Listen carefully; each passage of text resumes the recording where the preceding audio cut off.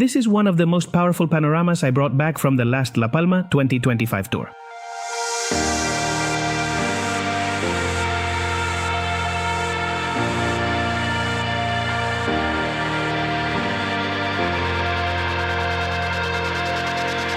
A photograph that, when well planned and with the help of good photo editing software, can end up being a spectacular image. One of those you want to frame and hang at home. And in this video, I'm going to explain how I captured it, but above all, how I processed it so that it became one of the best shots of the whole trip. My name is Miguel Azorín, and I welcome once again to Natural Portraits.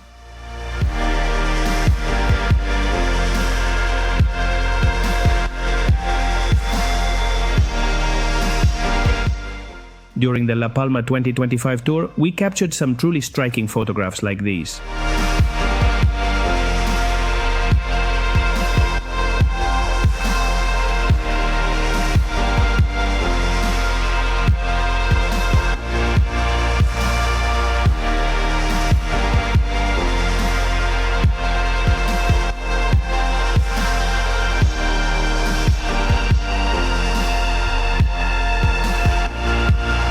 But without a doubt, the most special one for me was this one. The surroundings, the views, the sea of clouds, the air glow in the sky. And that self-portrait of each of the participants, that human figure we placed in just the right spot, was the finishing touch for an incredible photograph. I'd like to take this opportunity to remind you that if you also want to experience something like this under the best night sky in the Northern Hemisphere, registration is now open for the La Palma 2026 tour. In the description of this video, you'll find a link to check out this amazing trip. Capturing the photo is one thing, but assembling the panorama and doing the final editing to achieve the best result is another. And as of today, I think one of the most powerful, easiest to use and most affordable software options on the market that includes all the necessary tools is Luminar NEO. And this is the software I'm going to use to show you how we can transform these shots taken under this incredible sky into a truly epic photograph. Let me remind you that Luminar NEO is one of the few photo editing software programs that you can purchase as a perpetual license, without monthly subscriptions. It's compatible with both Windows and Mac, and now you also have the option to buy just the desktop version, the multi-device version so you can edit from your phone or tablet, or the most complete version that gives you access to Luminar's entire creative library. Remember that by applying the discount code NATURAL with your purchase, you'll save €10 on each of these plans. By the way, if you're already a Luminar NEO user or you're thinking about getting it, would you like me to prepare a complete free course on the channel so you can make the most of this software? Let me know down in the comments. That said, let's go straight to turning this panorama into an amazing image. Alright, so here we are in Luminar. And here we have the sequence of photos that make up this panorama. And before we move on to editing the panorama itself, I'm going to briefly explain how this panorama was created. Because while it's true that this is a very simple panorama to make, there are a few things we need to keep in mind before shooting it to get the best possible result. As you can see, this is a panorama made up of a single row. In fact, over here we have the first of the images, the one all the way on the left. And as you can see, this is an area of La Palma that gets quite a lot of visitors. You'll find this kind of scene almost any night of a new moon or near a new moon when you go up to Roque de los Muchachos. This here would be the first shot. Here we have some backpacks. Here we have the second shot. Here we have the third shot. As you can see, here we also had a Benro Polaris setup, which we'll see how to remove from the panorama in a moment.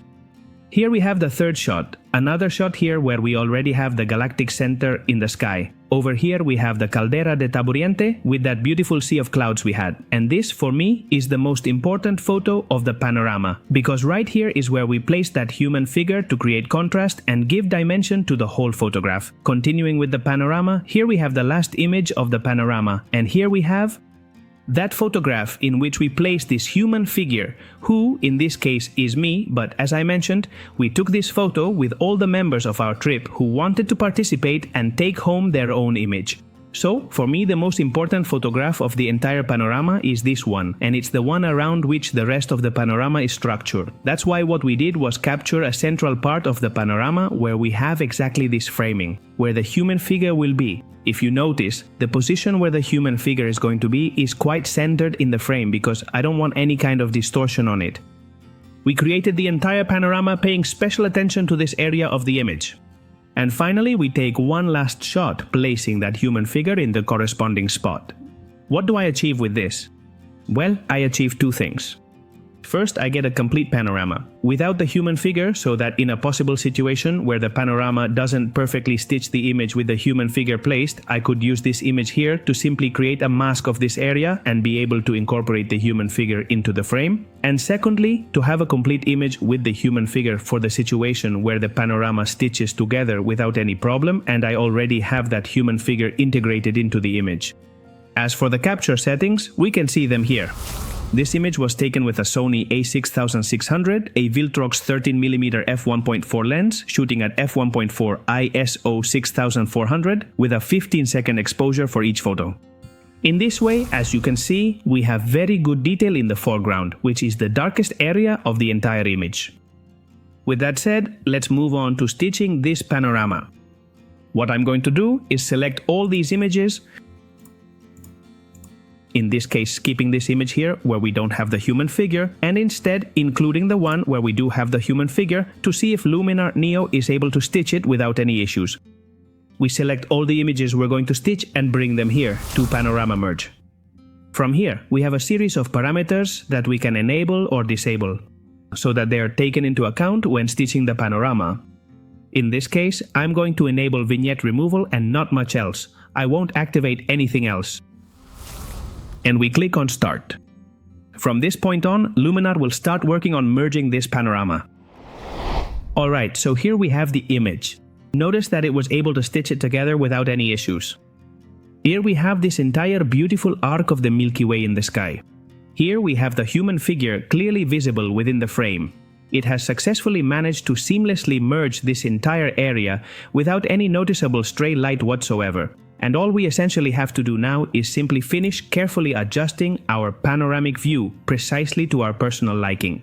To completely avoid having to meticulously clone the sky and so on, we just need to subtly tweak it a little bit so that the horizon line is as perfectly level as humanly possible. And once we have achieved that, we can simply and confidently click on Continue. Alright, this is the automatic crop that Luminar gives us for this panorama, but we can adjust it a bit if we want to have a little more foreground here, and most importantly, if we want more sky. Notice that here, it cuts off a part of the Milky Way, and that's not what we want. But we can raise this a bit here, and even if we have to clone a little in this area, we'll end up with an image that breathes much better both at the top and bottom. I would leave it like this, so I click on Crop.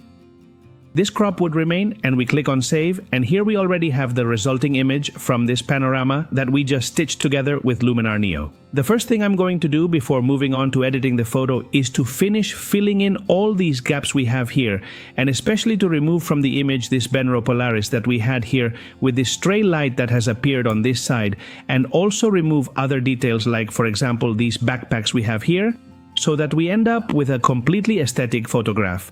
For this, we have another of Luminar NEO's generative tools, which is Generase. This tool will allow us to remove details from our image, such as this Benro Polaris we have here. Let's select it and tell it to erase. Alright, here we have it. Honestly, it did a pretty good job. It selected the surrounding rocks and erased it, I would say, perfectly. In fact, well, you can kind of make out the shape where the Benro Polaris was, but if we don't tell anyone that there was a Benro Polaris there, it will go completely unnoticed. What I'm going to do now is try to erase this stray light here that was introduced by the Benro Polaris. Let's reset the selection. And let's make a new selection of all of this here, and once again click on Erase. Alright, in this case I really don't like the result. In fact, it did something pretty weird, so I'm going to undo this step and later we'll try to remove those stray lights another way. I'm going to reset the selection, and now let's erase the backpacks we have over here, and while we're at it, let's also include this whole corner. Okay, let's reset the selection again, and alright, I like the result now. I'm going to do the same process on these white stripes we have here. Well, notice that here we have another camera. It's a Sony a6700 that was capturing a time lapse. But in this case, it's going to be very easy to erase. And we keep selecting all of this here. Okay, let's hit erase and see what it does for us in terms of lighting. Well, it's not bad. It is true that it blurred the foreground a bit there, but overall the removal it did isn't bad, it doesn't draw too much attention, so I'd leave it like that. And let's do the same with the top part of the photo. I hope in this case it doesn't blur it. Let's see what it does for us. Alright, we've already made that selection, so let's hit erase. Well, as expected, it's actually blurring the stars, and I really don't like that. So I'm going to undo this step and we'll try to fix it another way. For now, I'll stick with what I was able to erase this way. I'm going to click here on save, and now we have the panorama. At this point, from now on, we're going to go straight to editing, and the first thing I'm going to do is try to fix these white margins we have at the top and this light that the Benro Polaris introduced here.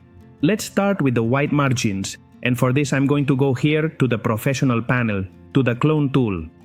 What we're going to do is try to clone that sky in the most subtle way possible. So let's click here on the source, set a lot of softness, very little hardness, modify the size more or less, click here on the source, and start. To do cloning, we can select the new source by holding down the Alt key. And well, this way we can fill in those white gaps in a pretty natural way. So now we have that sky corrected, and I think it looks pretty natural. You can't tell at all that it's been cloned. Now let's move on to correcting the lighting of the Polaris wind vane, and I'm going to try to do this in a different way. Let's zoom in to 100%. I'll make a selection of that area with the develop tool, and we'll create a mask with a brush. There we have the mask, and what I'm going to do is adjust the color here. Let's lower the saturation. Notice how that makes it look much more natural, and let's work on it a bit. Okay, I think that's good. It looks pretty natural and well integrated with the overall lighting of the rest of the image. I think it looks really natural. So this would be the starting point to finish processing this panoramic photo. As you can see, up to this point we've done absolutely everything in Luminar, and now of course we're going to continue with the rest of the editing. First, I'm going to go to the favorite tools where we have dehase. The effect of this tool is absolutely amazing. Look at what we get when we apply it. This is way too exaggerated, but notice how it's able to bring out all that detail while preserving the information in the sky. We're just going to use it subtly, since we already have plenty of detail in the foreground. Now let's work a bit on the sky and look at what we can do. It's absolutely incredible.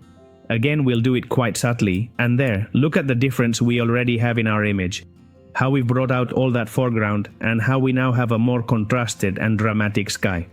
Now let's move on to the develop tools, and from here, the first thing I'm going to do is lower the highlights, because you can see we have this flare here from one of the little towns on La Palma. Even though the light is blocked by the sea of clouds, it still creates a pretty strong flare. So let's lower the highlights. And here in whites and blacks, we're also going to lower the whites a bit, and we're going to raise the shadows. And there we have that result. For me, with this, the photo would be practically developed, but we can still get a lot more information out of it.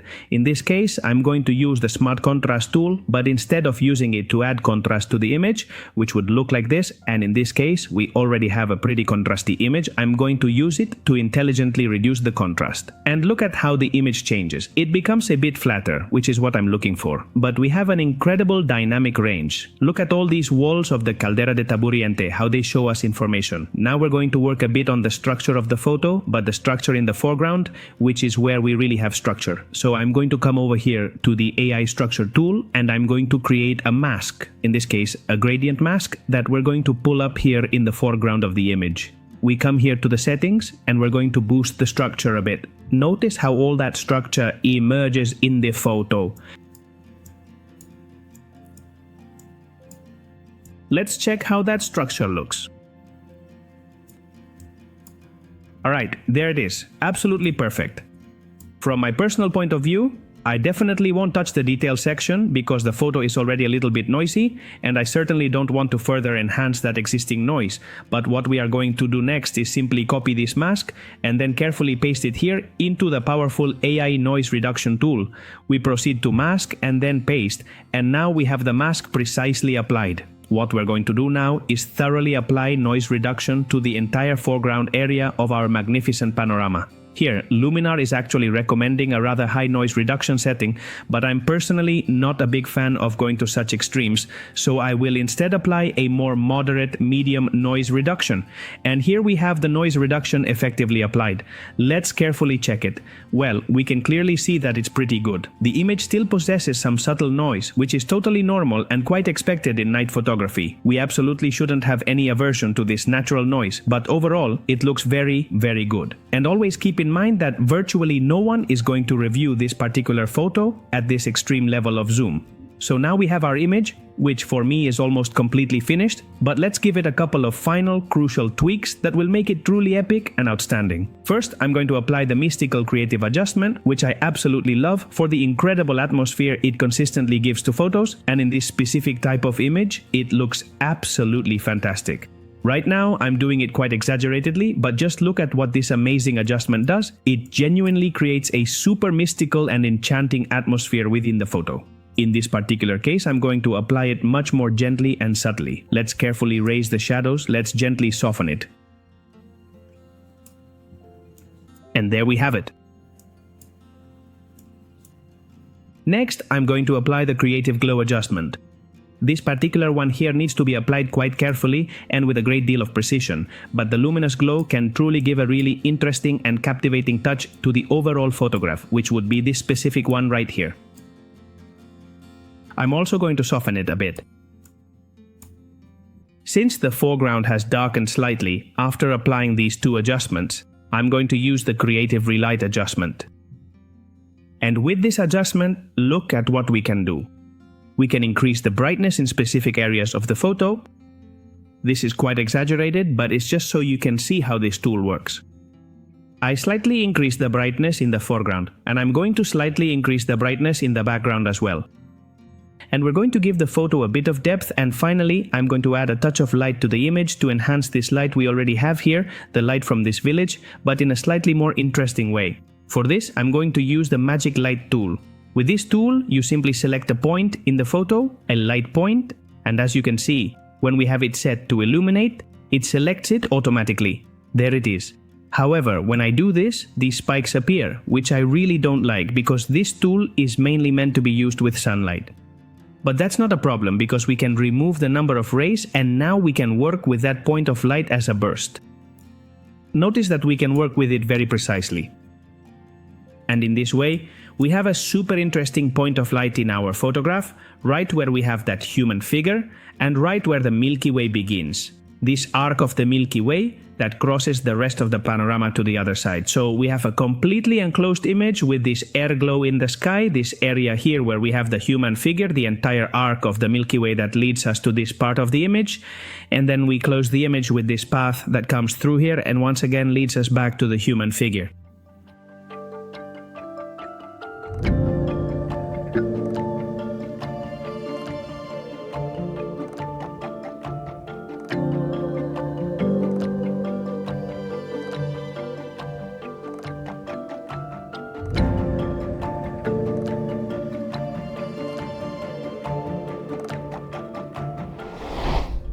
As you've seen, in Luminar we have everything we could need to turn a sequence of photos like this into a truly epic panorama. And these are just some of the many tools this software offers. Remember to let me know in the comments below if you'd like me to prepare a complete free course on Luminar here on this channel. And remember, by using the discount code NATURAL, you'll save €10 on your Luminar license. See you again next week with more photography and nature here on Natural Portraits. Goodbye.